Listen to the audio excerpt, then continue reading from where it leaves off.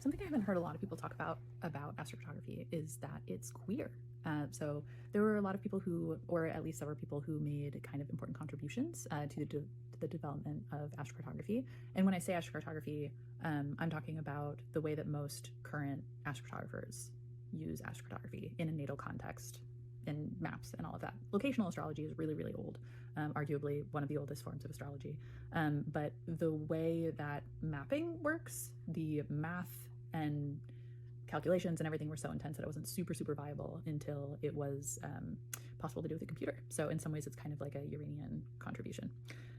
Anyway, all of that to say that arguably the main creator of the system that we use today is a man named Jim Lewis, who you may have heard of. However, you may not have heard that Jim Lewis, according to his most famous obituary, was, and I quote, a significant but discreet member of the San Francisco gay community. As a side note, he has been widely lauded, astrocartography has been widely lauded as one of the most important astrological developments of his time, and maybe like one of the top 3 new innovations in recent history. His book that came out in 76 is kind of pointed to as the origins of that. So when you consider that in the context of, Vedic or even Hellenistic astrology, which is way older, astrocartography, relatively speaking, is a baby, and is a baby that was created by a gay man.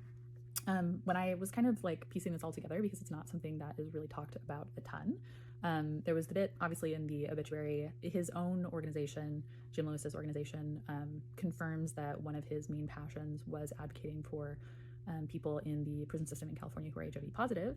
And unfortunately, like a lot of gay men who lived through the 80s, he did die, in my opinion, very prematurely in the mid-90s at, I think, like 53. So considering that it's such a new practice, so sorry, I am dog sitting at the moment.